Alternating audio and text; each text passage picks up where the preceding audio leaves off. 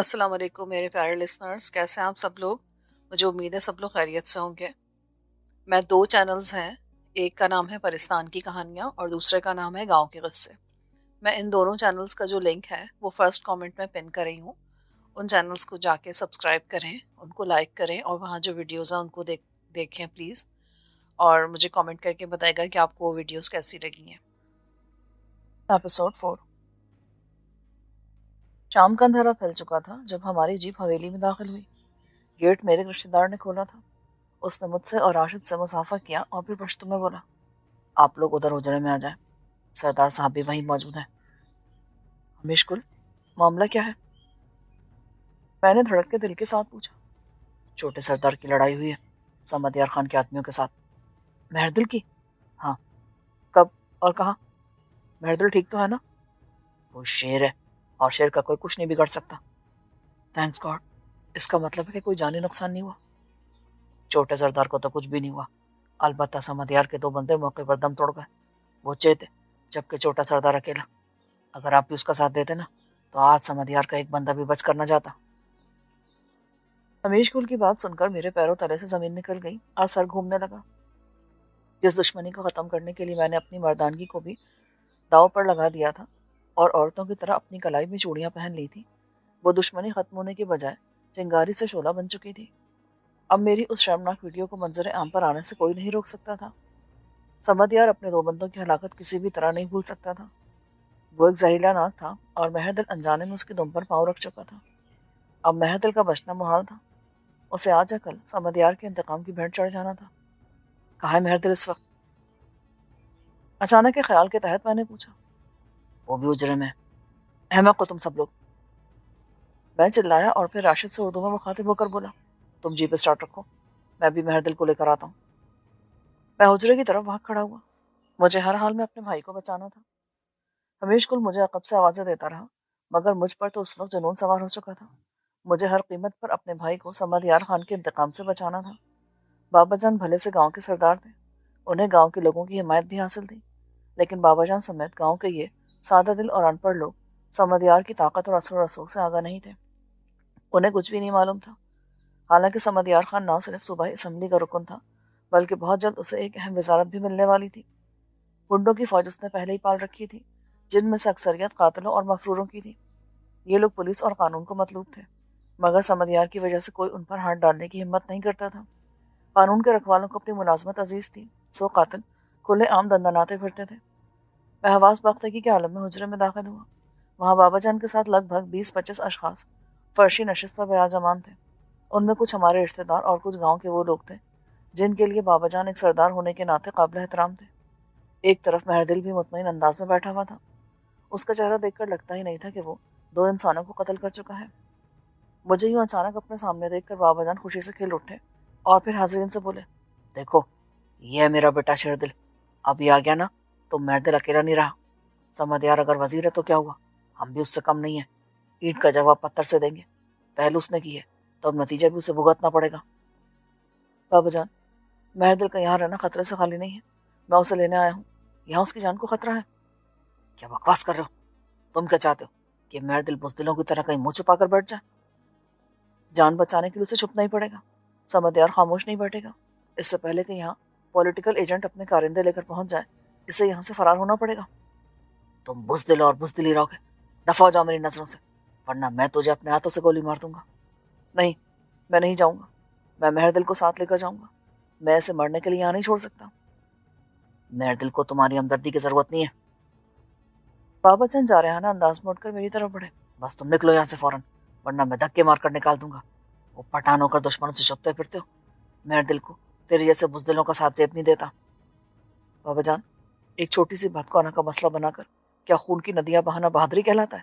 हाँ, यही हमारी रिवायत है। तुम इसे बदल सकते हो तो बदल कर दिखाओ। आप जैसे लोगों ने, सिर्फ आप जैसे लोगों ने बाबा जान आज पूरी पठान कौम को दुनिया की निगाहों में वैशी दरिंदा सिफत साबित कर रखा है। मसलत से काम लेना तो सीखा ही नहीं आप जैसे सरदारों ने। और खामोश! वो अलग के बल चिल्लाए और फिर अंधाधुंध मेरे चेहरे पर थप्पड़ बरसाने लगे। बुजदिल इंसान! और तुझे अपने बाप के खिलाफ जुबान खोलने की हिम्मत कैसे हुई? अभी और इसी वक्त मेरे घर से निकल जाओ। मैं तुम्हारी सूरत भी नहीं देखना चाहता। आज से तुम मेरे लिए मर चुके हो। نہ میں تمہارا باپ نہ تم میرے بیٹے۔ مجھے بابا جان سے اس قدر شدید رد عمل کی توقع نہیں تھی۔ چند لمحے تو میں پھٹی پھٹی نگاہوں سے کبھی بابا جان تو کبھی مہردل کی طرف دیکھتا رہا، پھر نہ جانے کب میری آنکھیں آنسوؤں سے لبریز ہو گئیں۔ مجھے خبر ہی نہ ہوئی، محفل میں سناٹا طاری تھا۔ ایسے وقت میں مجھے عقب سے اپنے کندھے پر بوجھ سا محسوس ہوا۔ میں نے پلٹ کر دیکھا تو سامنے راشد تھا۔ میرے لب بولنے کے انداز میں تھر تھر آئے، مگر الفاظ گولا بن کر حلق میں اٹک گئے۔ کوشش کے باوجود میں کچھ نہ بول پائے تو تب راشد نے مجھے کھینچ کر گلے سے لگا لیا۔ چل شیردل، تیری دنیا الگ ہے ان لوگوں سے، یہاں تجھے نفرتوں کے علاوہ کچھ نہیں ملے گا۔ تیرا قصور یہ ہے کہ تو پہلو میں پتھر کے بجائے دل لے کر اس دنیا میں آیا ہے۔ میں نے پلٹ کر بابا جان اور مہردل کی طرف دیکھا، مگر ان کے سپاٹ چہرے اپنائیت کے جذبات سے آ رہی تھے۔ وہاں میرے لیے صرف نفرت تھی۔ مجھے یوں لگا جیسے کسی نے میرے دل میں خنجر گھونپ دیا ہو۔ اچانک میری آنکھوں کے سامنے تاریکی کے پردے تن گئے اور میں دنیا و مافیا سے بے خبر ہوتا چلا گیا۔ جب مجھے دوبارہ ہوش آیا تو میں نے خود کو گاؤں کی ڈسپینسری میں پایا۔ میرے بیڈ کے قریب رکھی کرسی پر راشد اداسی کے عالم میں بیٹھا تھا۔ مجھے آنکھیں کھولتا دیکھ کر اس نے میری پیشانی پر ہاتھ پھیرتے ہوئے کہا، شکر ہے کہ تجھے جلدی ہوش آ گیا۔ ڈسپینسر بہت اچھا انسان ہے۔ اس نے بتایا کہ تم محض صدمے کی وجہ سے بے ہوش ہو گئے تھے، ورنہ خطرے والی کوئی بات نہیں ہے۔ کیا بابا جان اور مہردل تمہارے ساتھ نہیں آئے؟ نہیں، وہ لوگ تم پر بہت غصہ ہیں، خاص کر انکل تو تمہاری شکل دیکھنے کے بھی روادار نہیں ہے۔ یار، مجھے بابا جان کے غصے کی کوئی پرواہ نہیں ہے، میں بس کسی بھی طرح اپنے بھائی کو یہاں سے دور لے جانا چاہتا ہوں۔ میں اسے سمدیار جیسے زہریلی ناک سے بچانا چاہتا ہوں۔ وہ کوئی دودھ پیتا بچہ نہیں کہ ہم اسے اٹھا کر لے جائیں۔ اسے اگر سر پر منڈلانے والے خطرے کا احساس نہیں ہے تو پھر ہم اس کے لیے کچھ بھی نہیں کر سکتے۔ مگر کوئی اگر مگر نہیں، اٹھو، ہم اسی وقت پشاور واپس جا رہے ہیں۔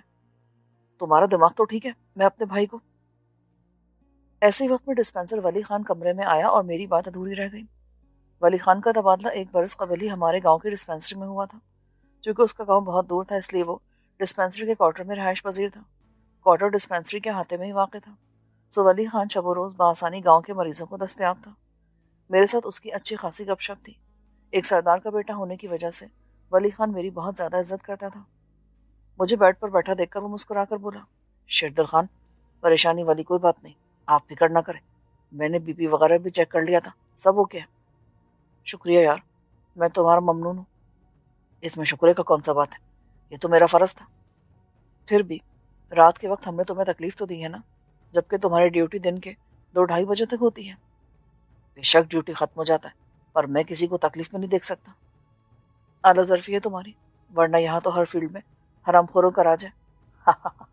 اب ایسا بھی کوئی بات نہیں، ہر فیلڈ میں کچھ اچھا لوگ بھی ہوتا ہے، البتہ آپ یہ کہہ سکتے ہو کہ بروں کی تعداد زیادہ ہے۔ میں بھی منہ میں زبان رکھتا ہوں، یہ الگ بات ہے کہ پشتو نہیں بول سکتا۔ راشد نے مداخلت کی، سوری یار، میں ولی خان سے اردو میں بات نہیں کر سکتا، دراصل یہ اردو نہیں بول سکتا، ویسے بھی 2 پٹھان بھلا اردو میں بات کیسے کر سکتے ہیں؟ تو پھر مجھے بھی پشتو بولنا سکھا دو۔ موقع ملا تو ضرور سکھاؤں گا، فی الحال تو مجھے مہردل کی پڑی ہوئی ہے، ہمیں کسی نہ کسی طرح اسے یہاں سے نکالنا ہوگا ورنہ وہ مارا جائے گا۔ میں سمجھتا ہوں، مگر اب یہ ناممکن ہے، وہ ہمارے ساتھ نہیں جائے گا۔ کوئی طریقہ تو ہوگا، تم سوچو تو صحیح، دنیا میں کچھ بھی ناممکن نہیں ہے۔ تم ٹھیک کہتے ہو، میں مانتا ہوں کہ دنیا میں کچھ بھی ناممکن نہیں ہے۔ اگر کچھ ناممکن ہے تو وہ ہے کسی پٹھان کو سمجھانا۔ میری بات کو مذاق میں ڈال رہے ہو جبکہ میری جان پر بنی ہوئی ہے۔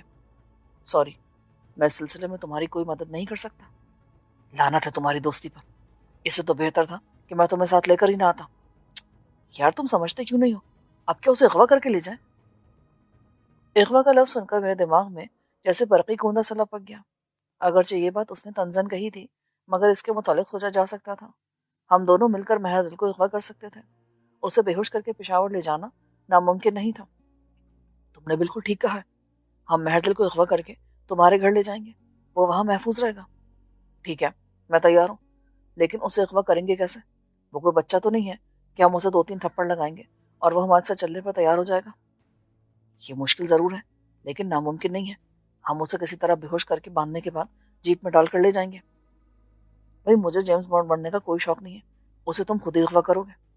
دیکھو راشد، یہ اکیلے آدمی کا کام نہیں ہے، تمہیں میرا ساتھ دینا پڑے گا، پلیز، میری دوستی کی خاطر۔ ایک تو تمہاری دوستی میری جان لے کر چھوڑے گی۔ اوکے، میں تیار ہوں، بولو کیا کرنا ہے۔ ولی خان، تمہیں میرا ایک کام کرنا پڑے گا۔ کیسا کام؟ میں तुम्हें अपने छोटे भाई महरदिल का नंबर देता हूँ, तुम उसे किसी बहाने से यहाँ बुला लो, बस इतना सा काम है। ये काम तो आप खुद भी कर सकते हैं। कर सकता तो तुमसे क्यों कहता। दरअसल वो और बाबा जान मुझसे सख्त नाराज हैं, इस कदर कि उन्हें मेरी शक्ल देखना भी गवारा नहीं है।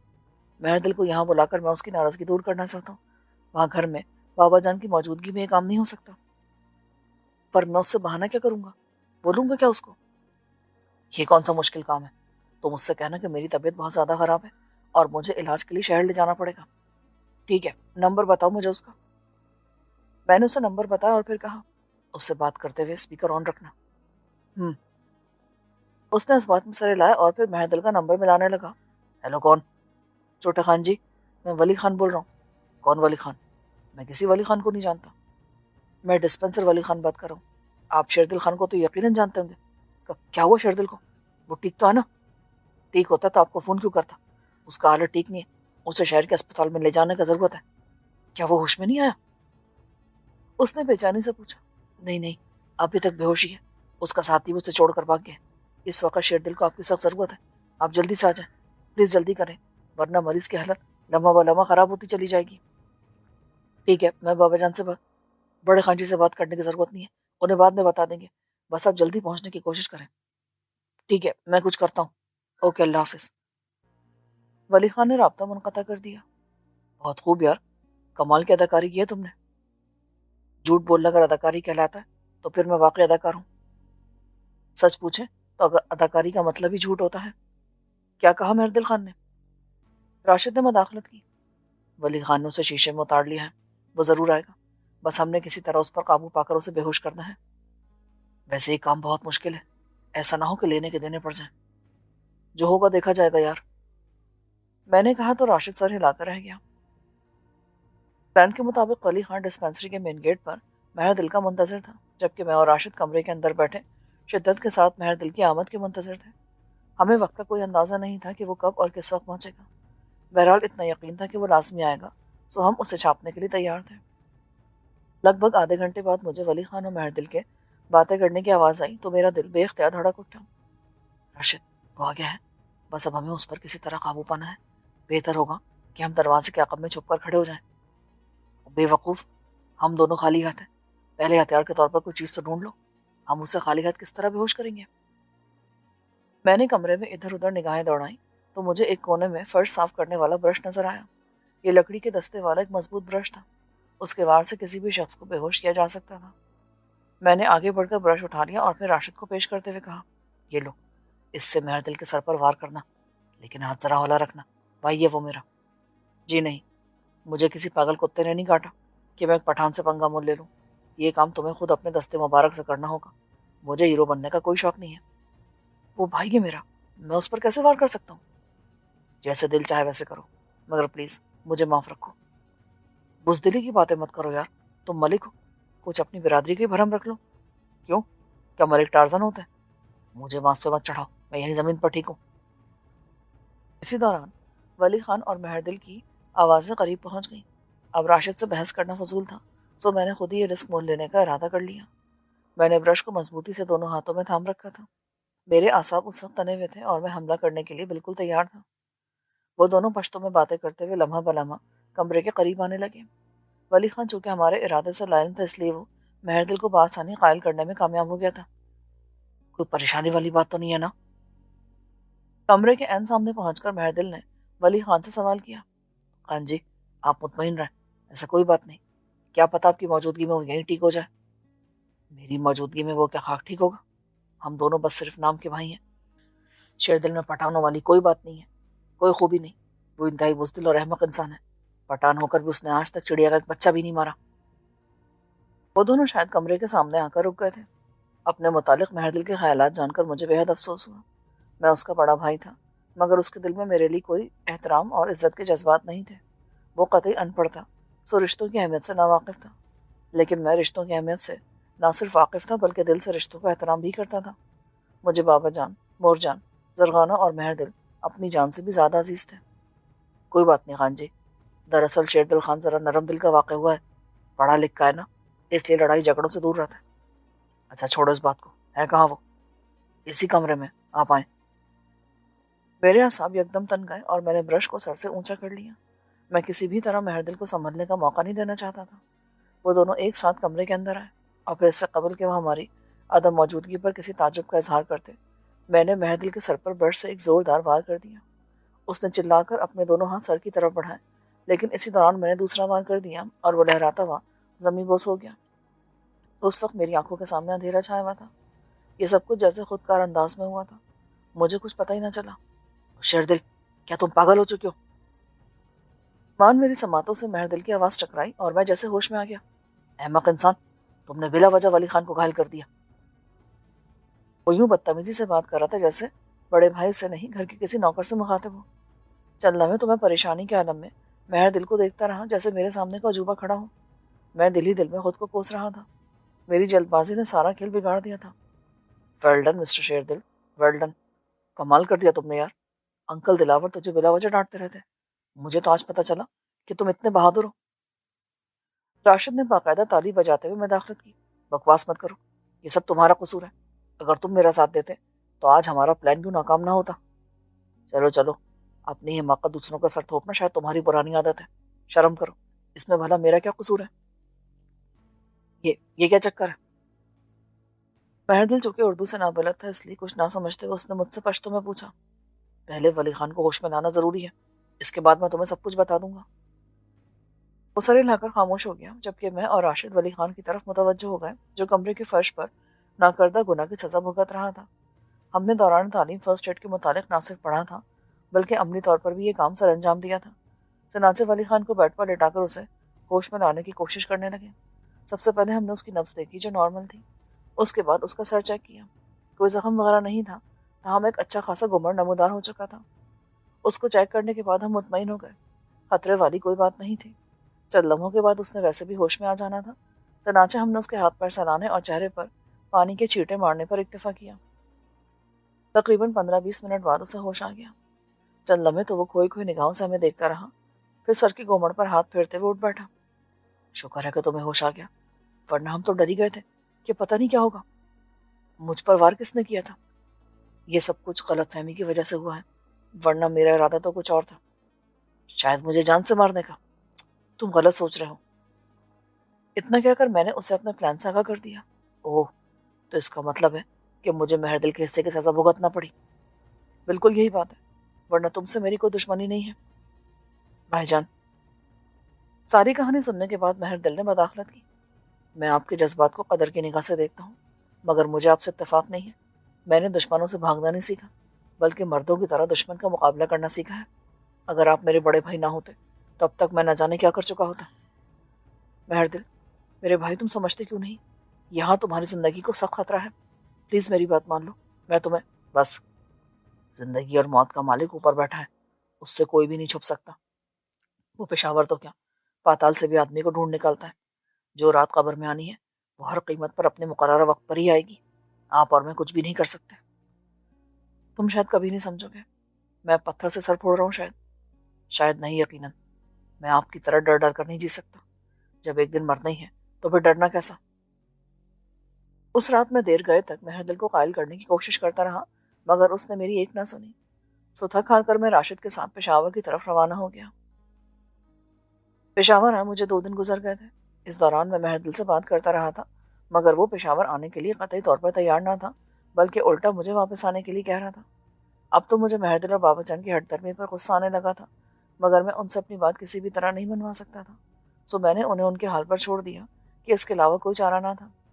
راشد نے بھی یہی مشورہ دیا تھا کہ میں انہیں کچھ نہ کہوں، وہ جیسا چاہتے ہیں انہیں ویسے ہی کرنے دو، کیونکہ قسمت کے لکھے کو کوئی نہیں ٹال سکتا۔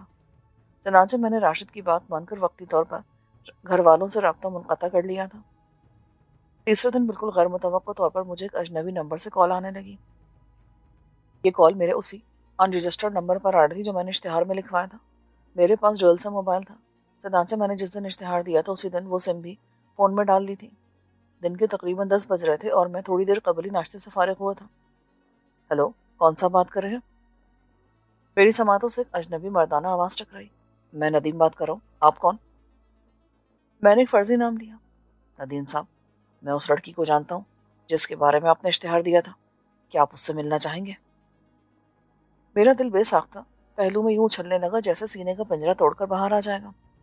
जरूर मिलना चाहूंगा, इश्तिहार इसीलिए तो दिया था। तो फिर कब मिल रहे हो? आप कहाँ से बोल रहे हैं? जहां से दूसरे लोग बोलते हैं मैं भी वहीं से बोल रहा हूँ। क्या मतलब? मैं समझा नहीं। नदीम साहब, मजाक तो ना करें ना। क्या आप नहीं जानते कि सब लोग मुंह से बोलते हैं? भाई मेरा मतलब ये नहीं था। दरअसल मैं ये पूछ रहा था कि आप किस जगह, किस मकाम से बात कर रहे हैं। ओ, आई एम सॉरी नदीम साहब, प्लीज बुरा मत मनाना। दरअसल मैं समझा कि आप मजाक कर रहे हैं, इसलिए मैंने ऐसा बोल दिया, वरना मैं कभी किसी से मजाक नहीं करता। It's okay. अब बताएं, आप किस जगह से बात कर रहे हैं? रावलपिंडी से। ठीक है, तो फिर मैं कब आ जाऊँ रावलपिंडी? सबर करें नदीम साहब, जल्दबाजी आपका काम बिगाड़ देगी। दरअसल वो लड़की कुछ खराब किस्म के लोगों के हाथ लग चुकी है। मैं किसी न किसी तरह उस तक आपका पैगाम पहुंचा दूंगा। उसके बाद मिलने का वक्त और मकाम तय कर लेंगे। आपने शायद इश्तिहार गौर से नहीं पढ़ा। उस लड़की का ज़हनी तवाज़ुन ठीक नहीं है। वो तो मुझे पहचानने से भी इनकार कर देगी। आपसे कहेगी कि मैं किसी नदीम साहब को नहीं जानती। ऐसी सूरत में आप उसे मुलाकात के लिए कैसे राजी करेंगे? ये सब आप मुझ पर छोड़ दें। मैं उसे किसी न किसी तरह बाहर निकाल लाऊंगा। इसके बाद आप जाने और वो लड़की, वैसे वो अपना नाम सलमा बताती है, जबकि आपने इश्तिहार में उसका नाम लुबना बताया था।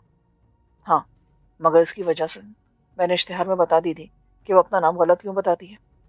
एक सवाल करूं, आप बुरा तो नहीं मानेंगे? नहीं नहीं, पूछें, क्या पूछना चाहते हैं? आप उस लड़की के कौन लगते हैं? भाई, कजन या फिर मंगेतर वगैरह? वो वो मेरी जिंदगी है यार, प्लीज उसका ख्याल रखना। उसे कोई नुकसान नहीं पहुंचना चाहिए। मेरा नाम राजा तारिक है। आप बेफिक्र रहें, मेरे होते हुए कोई लुबना बीबी का बाल भी बाका नहीं कर सकता। ये आपका मुझ पर एहसान होगा। नो, एहसान कैसा नदीम साहब, ये तो सौदा है। मैं इस काम का मुआवजा लूंगा। दरअसल खल्क़ खुदा के काम आना मेरा कारोबार है, और ये तो आप जानते होंगे कि कोई भी कारोबार बगैर पैसों के नहीं होता। ठीक है, मुझे मंजूर है, मगर वो लड़की अगर लुबना ना निकली तो ऐसी सूरत में आपको 1 रुपया भी नहीं मिलेगा। मुझे हराम खाने की आदत नहीं है। वो लड़की अगर लुबना ना निकली तो मैं खुद भी आपसे कुछ लेना पसंद नहीं करूंगा। ओके, मैं आपकी कॉल का वेट करूंगा। ठीक है, मैं बहुत जल्द आपसे दोबारा रब्ता करूंगा। उसने जवाब देकर राब्ता मुनक़ता कर दिया। उस दिन जब लंच पर मेरी राशिद से मुलाकात हुई तो मैंने उसे राजा तारक के फ़ोन के मुतालिक बता दिया। सारी बात सुनने के बाद वो बोला, मुझे तो ये शख्स फ्रॉड लगता है। ऐसा ना हो कि तुम्हें किसी मुसीबत में फंसा दे। नहीं यार, वो भला मुझसे क्या फ्रॉड करेगा? ओ भाई, किस दुनिया में रहते हो तुम? आजकल फ्रॉड लोगों ने सादा दिल लोगों को लूटने के लिए ऐसे ऐसे तरीके ईजाद कर लिए हैं कि लूटने वाले को आखिर तक खबर ही नहीं होती कि उसे उल्लू बनाया जा रहा है। और तुम तो वैसे भी पठान हो, जो पहले से आधा उल्लू होता है। बकवास मत करो। पठानों जैसी ज़हीन कौम तुम्हें रोए ज़मीन पर कहीं नहीं मिलेगी। हाँ हाँ, बिल्कुल ठीक कह रहे हो तुम। अभी हम लंच से फारिग हुए ही थे कि हिना बर्तन समेटने के लिए आ गई। वो नहायत संजीदा नजर आ रही थी। मैं जानता था कि वो मुझसे नाराज है, मगर मैं उसे झूठे ख्वाब दिखाकर खुशफहमी में मुब्तला नहीं रखना चाहता था। सो ताल्लुक बना बैठा रहा। ताहम राशिद ने उससे पूछा, अम्मी कहाँ है कि तुम बर्तन समेटने आ गई हो? वो पड़ोसियों क्या गई हैं। कब तक आएंगी? मुझे नहीं मालूम। अगर कोई काम है तो मुझे बता सकते हैं आप। नहीं, तुम जाओ, काम होगा तो बता दूंगा। वो बर्तन उठाकर बाहर चली गई। शेरदिल। हिना के बाहर निकलते राशिद ने नहायत ही संजीदगी के आलम में मुझे मुखातिब किया। हिना मेरी इकलौती और बहुत ही लाडली बहन है। मुझे ये कहने में कोई और नहीं है कि वो तुम्हें दिलो जान से चाहती है। मुझे अम्मी ने सब कुछ बता दिया है कि हिना शेरदिल को पसंद करती है। अब्बू को भी इस बात का इल्म है। अम्मी और अब्बू दोनों ने मुझे जोर देकर कहा है कि मैं तुम्हें समझाने की कोशिश करूं कि तुम हिना को अपना जीवन साथी बना लो, मगर मैं एक दोस्त पर अपनी मर्जी मुसलत करने के हक में नहीं हूँ। ताहम तुमसे इतनी गुजारिश ज़रूर करूँगा कि अगर तुम उस गुमनाम महबूबा को तलाश करने में नाकाम हो जाओ तो फिर लौट आना। हिना से अच्छा और मुखलिस जीवन साथी तुम्हें कहीं भी नहीं मिलेगा। मैं समझता हूँ मेरे दोस्त, तुम्हारी बहन लाखों में नहीं बल्कि करोड़ों में एक है। मैं तुम्हारी वसूल कल्बी की भी दाद देता हूँ कि तुमने बहन के किरदार पर उंगली उठाने के बजाय उसका साथ देना पसंद किया है। एक पढ़े लिखे और बाशऊर इंसान से यही तवक्को की जा सकती है, लेकिन मेरे हालात भी तुम्हारे सामने हैं। मैं जिंदगी की आखिरी सांस तक उस ख्वाब वाले को तलाश करना चाहता हूँ। मेरा दिल कहता है कि वो कहीं ना कहीं ज़रूर मौजूद है और उससे मेरी ज़रूरत है। मैं उसकी तलाश में दुनिया के आखिरी कोने तक जाना चाहता हूँ। मैंने ये तो नहीं कहा कि तुम उसकी तलाश तर्क कर दो। मैं सिर्फ इतना चाहता हूँ कि अगर ज़िंदगी के किसी मोड़ पर तुम उसकी तलाश से उकता जाओ तो फिर मेरी बहन को मत भुलाना। इस घर के दरवाजे तुम्हारे लिए हमेशा खुले रहेंगे। राशिद, تمہیں یہ کہنے کی ضرورت نہیں ہے، ناکامی کی صورت میں تمہارا گھر میرا آخری ٹھکانہ ہوگا۔ تاہم ایک دوست ہونے کے ناطے میں تم سے درخواست ضرور کروں گا کہ میری کامیابی کے لیے ہمیشہ دعا کرتے رہنا۔ میں نے بزرگوں سے سنا ہے کہ اللہ تعالیٰ انسان کی ان دعاؤں کو ضرور قبول کرتا ہے جو وہ دوسرے انسانوں کے حق میں کرتا ہے۔ یہ دعا تو ہنا بھی تمہارے حق میں کرتی رہتی ہے۔ کیا کیا تم سچ کہہ رہے ہو؟ 100% سچ۔ اگر یقین نہ آئے تو پوچھ لینا امی سے۔ کاش کہ میرے اتنے دل پر بس چلتا۔ ہنا واقعی عظیم ہے، میں ہی اس کے لائق نہیں ہوں یار۔ کوئی بات نہیں، میں تمہاری پرابلم سمجھتا ہوں، ڈونٹ وری، اللہ جو کرے گا وہی بہتر ہوگا۔ تم خود کو دوش مت دو کہ انسان تقدیر کے ہاتھوں بے بس ہوتا ہے۔ راشد یار، میں شرمندہ ہوں، دراصل مجھے علم ہی نہ تھا کہ ہنا۔ نہیں نہیں، تمہیں شرمندہ ہونے کی قطعی ضرورت نہیں ہے، ہم میں سے کوئی بھی تم سے ناراض نہیں ہے۔ چلو اب چھوڑو ان باتوں کو، تھوڑی دیر ریسٹ کرتے ہیں، اس کے بعد گھومنے چلیں گے۔ ہم دونوں اٹھ کر راشد کے بیڈ روم کی طرف چل دیے جو ڈائننگ روم کے ساتھ ہی واقع تھا۔ 2 دن مزید گزر گئے۔ میں شدت کے ساتھ راجہ طارق کی کال کا منتظر تھا کہ تیسرے دن عین ناشتے کے ٹائم مجھے راجہ طارق کی کال موصول ہوئی۔ کیسے ہو ندیم صاحب؟ الحمدللہ، آپ سنائیے۔ آپ کا کام ہو گیا جناب، وہ آپ سے ملنے کے لیے تیار ہے۔ کب اور کہاں؟ آپ پنڈی آ سکتے ہیں؟ کیوں نہیں، آپ جگہ اور وقت بتائیں۔ اوکے، مگر پہلے چند ہدایات سن لیں۔ پہلی بات تو یہ کہ آپ اکیلے آئیں گے۔ دوسری بات یہ کہ میرا معاوضہ کیش کی صورت میں ساتھ لائیں گے جو کہ مبلغ 1,00,000 روپے ہوگا۔ اور تیسری، معاوضہ کچھ زیادہ نہیں ہے؟ اوکے، آپ کی مرضی، معاوضہ اگر زیادہ ہے تو پھر خود ڈھونڈ لو اسے، میرا وقت کیوں ضائع کرتے ہیں؟ وہ ایک دم بگڑ گیا۔ ارے میں تو مذاق کر رہا تھا یار، آپ تو عورتوں کی طرح فوراً ناراض ہو گئے۔ مسٹر ندیم، میں اسے جان پر کھیل کر لایا ہوں، ظاہر ہے آپ جب ایسی بات کریں گے تو غصہ تو مجھے آئے گا نا۔ اوکے، میں 1,00,000 روپیہ کیش کی صورت میں لاؤں گا، آپ مقام اور وقت بتا دیں۔ وہ ایک مشہور و معروف پارک کا نام لیتے ہوئے بولا، آپ وہاں آج دوپہر کے 2 بجے تک پہنچ جانا، میں آپ کو لبنہ بی بی کے ساتھ وہیں ملوں گا۔ میں آپ کو پہچانوں گا کس طرح؟ کیوں، کیا آپ لبنہ بی بی کو نہیں پہچانتے؟ اسے تو اچھی طرح پہچانتا ہوں، لیکن آپ کو تو نہیں پہچانتا نا، اس لیے کوئی مخصوص نشانی وغیرہ بتا دیں۔ میں سفید شرٹ کے ساتھ نیلی جینس میں ملوں گا اور میرے گلے میں سرخ رومال بندھا ہوگا، جبکہ لبنہ بی بی سیاہ رنگ کی چادر میں سرتاپا لپٹی ہوگی اور اس کی صرف آنکھیں نظر آ رہی ہوں گی۔ ٹھیک ہے، میں پہنچ جاؤں گا۔ اوکے، اللہ حافظ۔ رابطہ ختم ہو گیا۔ راشد صبح سویرے ہی ناشتہ کر کے نکل جاتا تھا، میرے لیے اچھا موقع تھا، میں اس کے عدم موجودگی میں بآسانی یہاں سے نکل کر پنڈی جا سکتا تھا۔ میرے پاس نہ صرف جیپ موجود تھی بلکہ ATM کارڈ بھی تھا، میرے اکاؤنٹ میں اچھی خاصی رقم موجود تھی، جبکہ راجہ طارق نے تو صرف 1,00,000 روپے کی ڈیمانڈ کی تھی۔ 1,00,000 کی رقم میرے لیے کوئی اتنی بڑی رقم نہیں تھی۔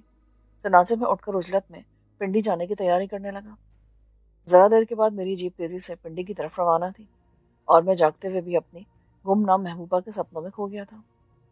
ابھی میں شہر سے نکل کر کھلی شارہ پر پہنچا ہی تھا کہ ایسے وقت میں میرا سیل فون بجنے لگا۔